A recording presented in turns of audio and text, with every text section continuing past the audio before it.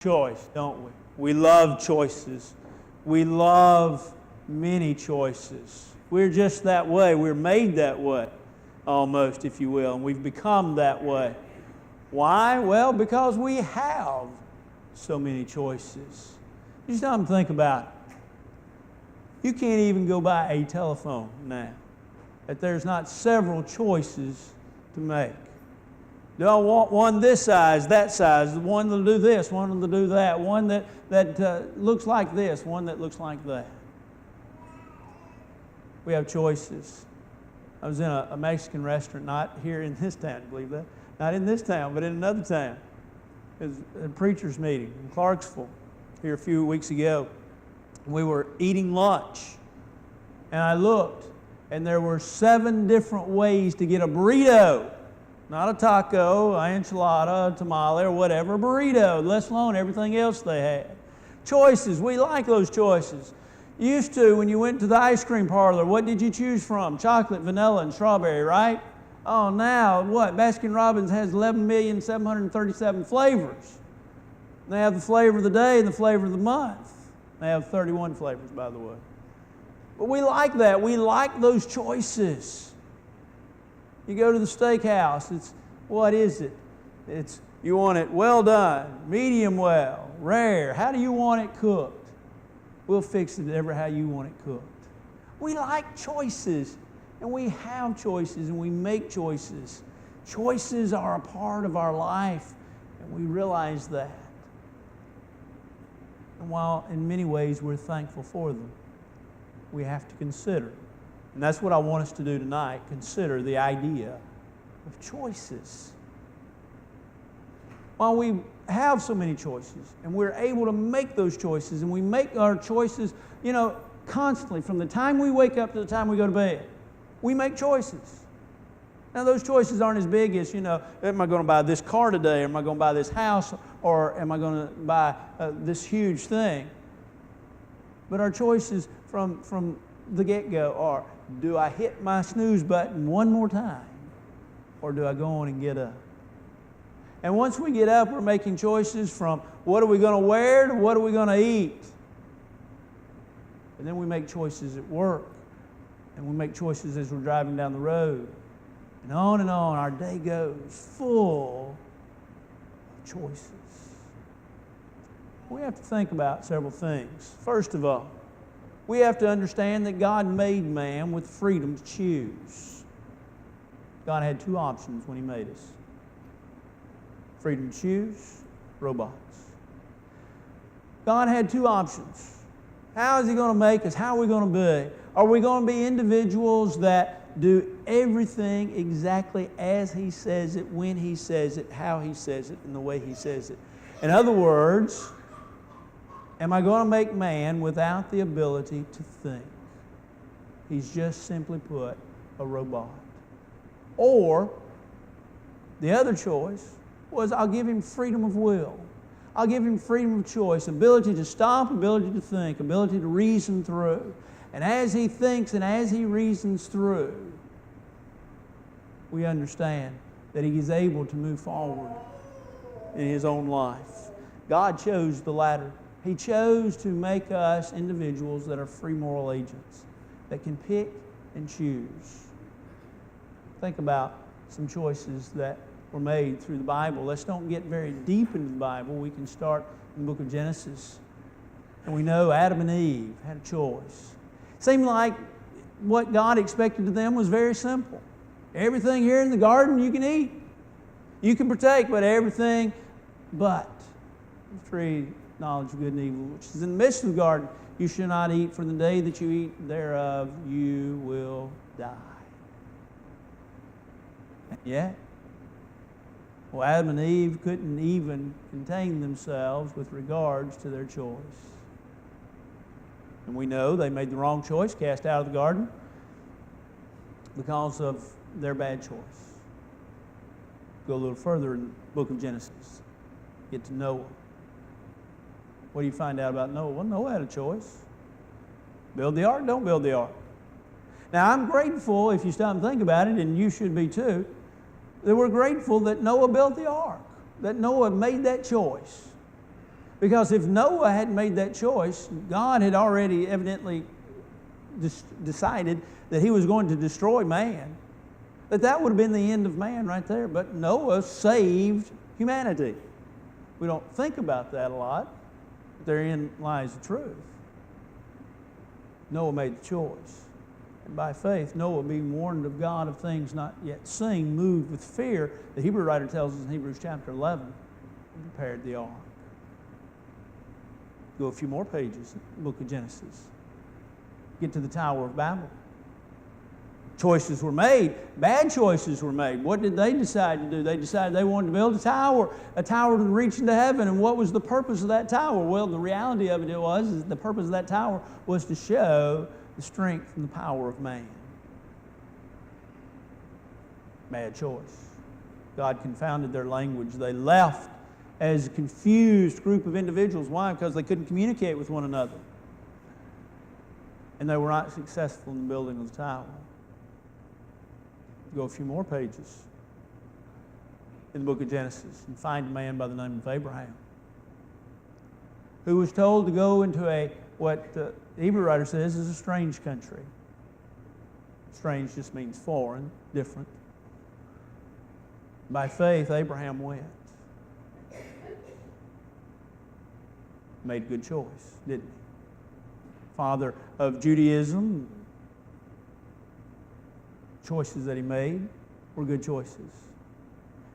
That finishes out the book of Genesis. Oh, you can go further into the Bible. But look at, if you stop and think about it, look at one more example. And that would be go to the book of either 1st, 2nd Kings or 1st, 2nd Chronicles. And look at all the kings. You had Solomon and Saul and David as kings, not in that order, but you had them as kings of the United Nation. And then you had the kings that made up Israel to the north and Judah to the south. One of the things that we know, or some of the things we know, is that the north never had a righteous king. The south had very few, but it had some righteous kings. Those kings made the choice to follow God. Israel to the north, those kings, all of them, made the choice not to follow God. Choices. We make choices. In Joshua 24, verse 15, very well-known passage. Joshua charged the people to choose this day whom you will serve. You have the choice. Who are you going to serve? Are you going to serve God, or are you going to serve the world? God tells us you have a choice. Jesus shows us that we have a choice. In John the 10th chapter, the 17th verse, Jesus makes a statement, "Herein does my Father love me, because I lay down my life." I have the power to lay it down, and I have the power to take it up. Now, have you ever considered that verse? I'm sure you have. But consider it with me once again. Consider it with me from the standpoint of Jesus is talking there, and he's talking about himself, and he says, I have the opportunity. I give my life. This was an expectation of God, yes. It's what God expected. It's what God wanted. It was God's plan. It was God's plan back in the prophets. It was really, to be honest, it was God's plan all the way back to Genesis chapter 3. Jesus said, I lay down my life. I have the power to lay my life down. And therein my Father loves me. I make the choice. Now, aren't we thankful? But aren't we thankful that he made the choice? That said, yes, I will give my life, and I will give my life for the people because I love them. And I want them to do my bidding. Choice. Choice. Choice is implied in the invitations. Jesus offered some 4 invitations. Come and see, come and dine, come unto me. When Jesus offered those invitations, he implied choice. that great invitation that we're all so familiar with in Matthew the 11th chapter, verse 28, come to me, all you that labor and are heavy laden, and I will give you rest. There's the implication, what? You have a choice. You're being invited, but you could choose not to accept the invitation. You could choose not to come. So God has given us the freedom to choose. But choice can go, and our choice can go one of two ways. Well, preacher, that makes sense. I understand that. But I want you to think about it. Choice does not always have to go the way that we want it to go.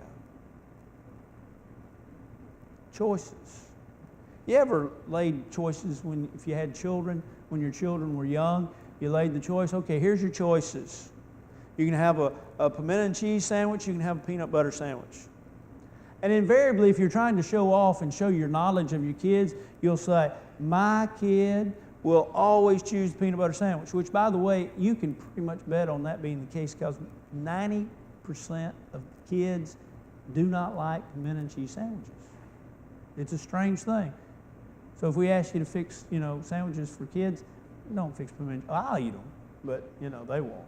90% of kids won't eat pimento and cheese sandwich. I found that strange because I've eaten them all my life. But anyway, if you say to somebody, let me show you, I know my kids, they'll choose the peanut butter sandwich and they walk up and you say, which one you want? Pimento and cheese, peanut butter? What do they do? Pimento and cheese? I want pimento and cheese. No, you want no, I want pimento and cheese. Because they're going to prove you wrong, right? I always do. Choices don't always go. You see, God has given us example after example in the Bible of choices where it went one way with one and one with another. Let me give you an example of what I'm talking about. In Exodus chapter 4, well, actually Exodus 3, Exodus 4, and Exodus 5, God hears the plea of the children of Israel. And the plea is, we want to go home. And God sends Moses to go before Pharaoh and to tell them this simple message, let my people go. In Exodus, the 5th chapter, when the children of Israel heard this message, what did they do? They rejoiced. What did Pharaoh do? He hardened his heart. He didn't do what God had, if you will, asked him to do. You see, the idea that here's choice, well, choice won't always go the way we would think that it would. Paul wrote the same in the New Testament, didn't he? In 1 Corinthians chapter 1, verse 18, the preaching of the cross is to them that perish foolishness, but to us which are saved, it's the power of God. And isn't that right? I mean, really, who would be here on a Sunday night? Unless it was to escape the heat and get in the air conditioning. But who would be here on a Sunday night in church if the preaching of the cross wasn't powerful in your life? But for some folks, it's foolishness. The Greeks seek wisdom, the Jews seek a sign. Paul said in 1 Corinthians chapter 2, if you're there, or chapter 1, excuse me, but we preach Christ and Him crucified. Do what? Paul says, we preach Christ. That then tells us, as he said, the Jews seek one thing, the Greeks want another. The Jews seek sign, the Greeks seek wisdom. Choices there. Choices can go one of two ways. Well, how does God get His way? How does God, if you will, how does God get His way? Well, let's back up for a minute. Let's note that in your life, there are things that happen that influence and impact you. And impact those around you, but impact you in either a positive or negative way. You can let them destroy you. The reality of it is you have to choose the positive direction. You have to choose the positive end. We don't always do that, but it is our responsibility. Paul wrote to the church at Thessalonica in 2 Thessalonians chapter 2, and he talked about how that there would come problems for the people. There would be a time in which there would come problems, and he says, I'll send you strong delusions that you may believe a lie. Did you ever let problems eat you up and destroy you? You ever let, excuse me, what was going on in your life eat you up and destroy your faith? It happens. It's not always a pretty thing. It happens. But yet, we're reminded time and again of a very, very, very familiar passage. James 1, my brethren, count it all joy when you fall into divers temptations, knowing this is trying your faith works patience. Now, I think those two verses go together, but what if you just take verse 3 out and use it? The trying of your faith works patience. The difficulties, the problems. You know, we talked this morning in the sermon for just a minute about 2 Corinthians chapter 1, where Paul talks about in verses 3 and 4, blessed be God and Father of our Lord Jesus Christ, the Father of mercies and the God of all comfort, who comforts us in all our tribulation, that we may be able to comfort them, those who are in tribulation, those who are going through problems. While none of us like problems, we can choose our problems, and we can choose which way we go. It's like the old adage of you can put a potato and you can put an egg in hot water. And what happens? Well, the egg becomes hard. But the potato in the same water can become soft. The egg becomes hard, and its form is that and conforms to the shell, and you can take the shell off and it's still that shape.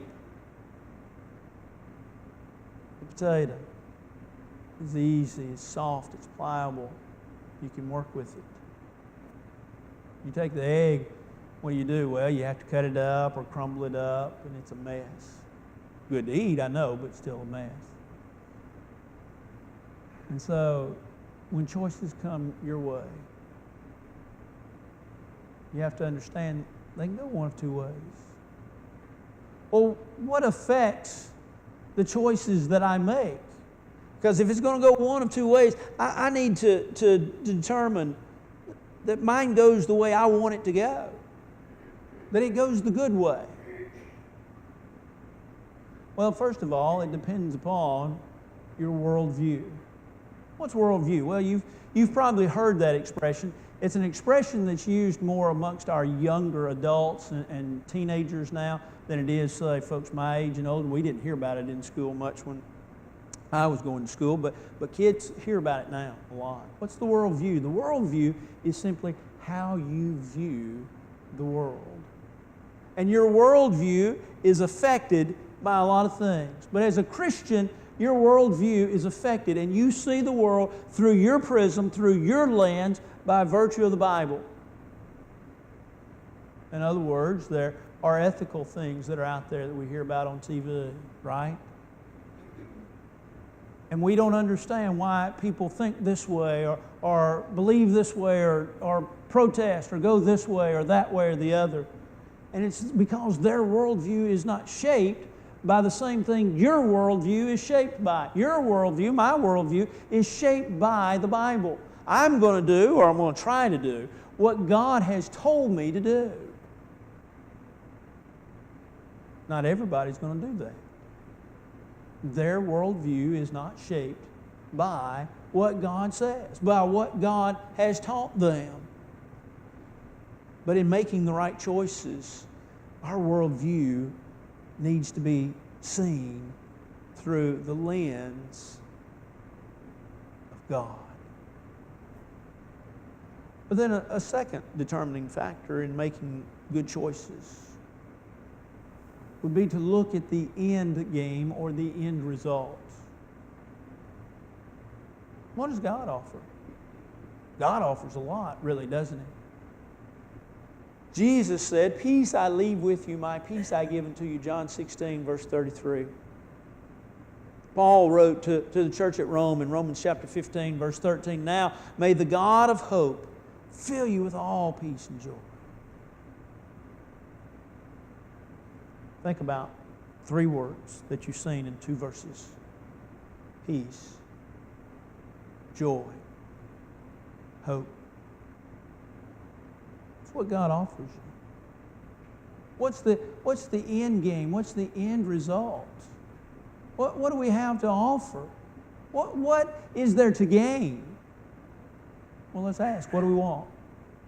We can choose the world. We can choose the things of the world. We can choose the activities of the world. We can choose to do the things that the world would have us to do. But what's the end game? Well, hey, we have fun. It's a good time. It's a merry time. It's a good time. Okay. At the end of the day, at the end of the month, at the end of the year, at the end of the life, what do you have? Well, if this person answers that, if they know anything about the Bible, they could probably say, as Solomon said in the book of Ecclesiastes, all of this is vanity and vexation of the spirit. In other words, it's worthless. What does the Christian have? Peace, joy, hope. Don't you like to have peace? We talked about that last week. The idea of being at peace not only between us and others, but the idea of just having a peaceful life, having a life that is filled with peace, that is filled with easiness, that is not filled with turmoil, that knows its direction, knows its purpose, and knows where it's going. Joy. Joy from the standpoint of not exuberance where we're just jumping up and down, yay, rah, all the time, but the joy that's felt because of the peace, the joy that's felt because of the easiness of knowing who you are and where you are and knowing the end. The joy of knowing that there is someone, God, that can get you through life. Because you, I, we cannot get ourselves through life. And the end game of hope, of living this life not in what we have, but in expectation and the anticipation of what's ahead. That's what hope is. Hope is anticipation and expectation. Hope is the idea of anticipating what's yet to be and expecting what is yet to be to become reality. That's hope. That's what Christians have. We look forward to the end. Now, I'm not saying we're going to all get up and go right now, but we look forward to the end. We look forward to the judgment. We look forward to the second coming of the Lord. We look forward to the end of this life. Why? Because not just the expectation, but the anticipation that the end will be exactly as God has told us. And so we live in hope of knowing that what has been promised will be fulfilled. And so when we make choices, we know that they go one of two ways, but I want to go the way of God because I want to hear the words, "Well done," because I know that the end game is eternity with God as opposed to eternity with the devil in hell. And so I live in great anticipation and hope, knowing that the choices I make are the choices that will fulfill my joy, my hope, my peace. But then, thirdly and quickly, the choices go one of two ways. And the choice we make depends on the attitude we have in life. Remember this morning we talked about, excuse me, we talked about the idea of optimism and pessimism, and we talked about the difference. And the optimist, he looks at the gas tank as being half full, or the glass as being half full, and the pessimist is the one that sees the bad side, sees it as half empty. When we begin to look at life, those two attitudes, whichever one we have, so shape us and shape our choices. But that's how we live our life. And so we then need to make good choices, don't we? And so that leads us to a third point. And that is that we need to know that we're responsible for the choices we make. That's something that's being lost today. We have this thing called uninsured motorist, right? You got insurance, you got it. You know why you got it? Because you got some people driving around the road who don't have insurance, right? You may be one of those that don't have insurance, so I may be talking about you for a second. But those of us that have car insurance, we have that. We have to carry that. Why? Because if you hit our car, we want somebody other than us to pay the thousands of dollars that it may cost to get it fixed. But we have that because, here's what folks say, I'm not responsible. Have you heard all the lawsuits on TV through the years? Oh, I'm sure you have. The guy that sued McDonald's because the coffee was too hot. Imagine that, Jody, the coffee was too hot. You've heard of folks that sue at the drop of a hat for anything. Why? Well, they're not responsible. It's somebody else's fault. I'm not responsible. It's sort of like the little girl. I think I've shared this story with you before. But the little girl and the little boy, they were playing in the back of the house, and the little boy screams out, and then the little girl screams out. And the little girl comes in and she says, he slapped me. And he said, she bit me. Did you slap your sister? Yes. Why? Because she bit me. Did you bite your brother? Well, I might have when his arm brushed against my mouth. I might have been. We don't want to take responsibility. Adam was the same way. Let's go through 2 or 3 Bible examples. We've already looked at Adam once tonight, but let's look at him again. Oh, Adam, he said, when God says, basically when he comes to him in the garden, he says, what have you done? I'm sure the first response was probably this, nothing. Now, what have you done? Okay, I've sinned. Well, why come? The woman that you gave me. That's a bold guy. Stupid, but bold. Why? Because he blames the woman, first mistake. Then he blames God, second mistake.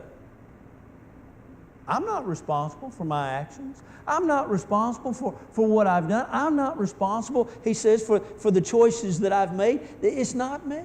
I did not do this. Yeah, you did. You made the wrong choice. Aaron was another one that claimed no responsibility. When Moses came down in Exodus, the 32nd chapter, when Moses came down from Mount Sinai, having received the law on the 2 tablets, not just the 10 Commandments now, remember he'd received the law, the tablets were written on both sides, it says. And when Moses comes down, what does he find? He finds the children of Israel parading around, if you will, marching around, dancing around this golden calf that had been made. Now, if you thought Adam wasn't swift, listen to Aaron's response.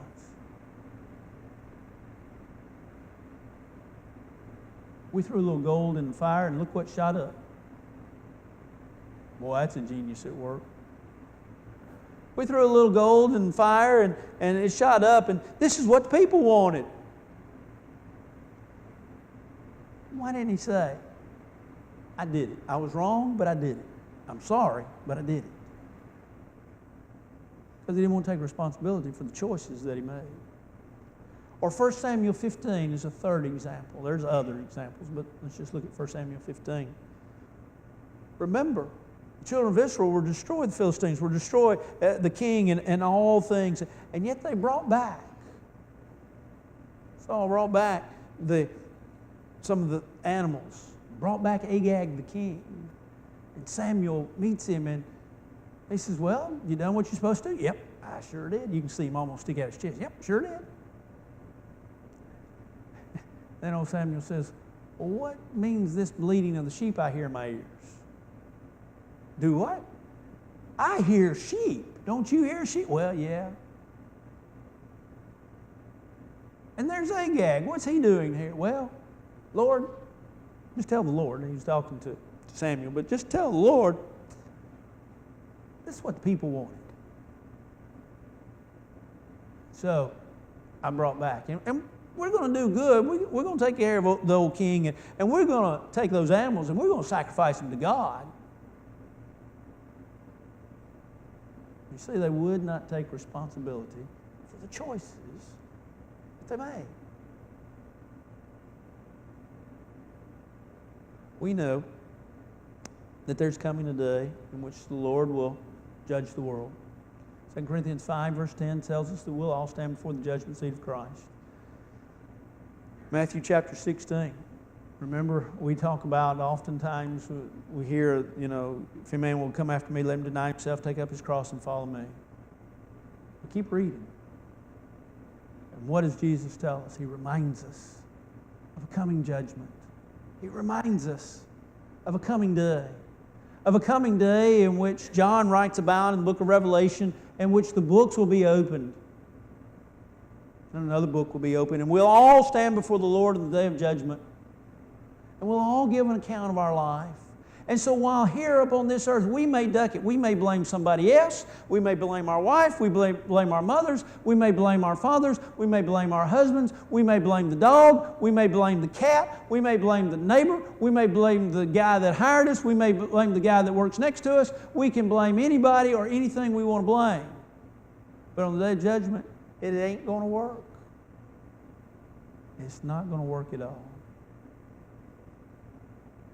And so we have to be very careful of the choices that we make. Not just the fact that they impact people, but they impact our relationship with God. So what do we do? What do we do? We make good choices. We make godly choices. We make the right choices. How do I do that, preacher?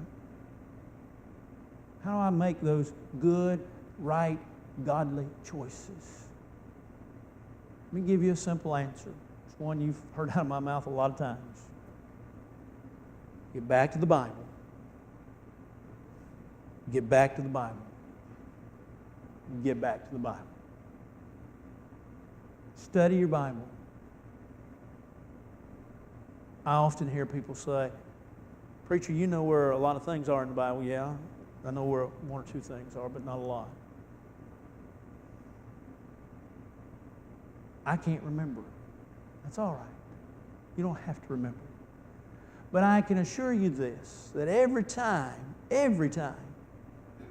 you bathe yourself in Scripture, you come out cleaner than you did when you went in. You come out stronger. If you can sit and read 5 verses a day and meditate upon those 5 verses. Back, about 3 years ago, I advocated this idea of 3-5. Spend 5 minutes in prayer a day, 5 minutes in Bible study, and 5 minutes in meditation of what you've read. 15 minutes. You'll grow, you'll come out better, and you'll come more likely making the right choices. I like choices. I like to go and know that I can choose from one of 7 kinds of burritos. I like to know then I can go and I can choose the phone like I want, and I can choose the plan like I want. I'm glad to know that I can choose to follow God. Hezekiah did what was great and right and true, according to 2 Chronicles 33, verse 10. He did what was great and right and true in the sight of God. That was his choice. That's our choice. That's the choice that we can make, and that's our choice that God allows us to make, and that's the choice that I want to make. And that's the choice I believe you want to make. And so as you begin to make your choices, be sure that you choose God and you include God in your choices. This evening, you have the choice of what will you do with your soul. If you're not a New Testament child of God, if you're an individual that needs to repent of your sins, confess your faith, and be baptized so that the sins in your life might be washed away, or you've done those things and you need to rededicate your life, or you just have things going on in your life and you want us to pray for you, that's a choice you can make too, and we'll be glad to pray with you and for you. What will your choice be? If you need to respond in some way, won't you come? All together we stand and sing.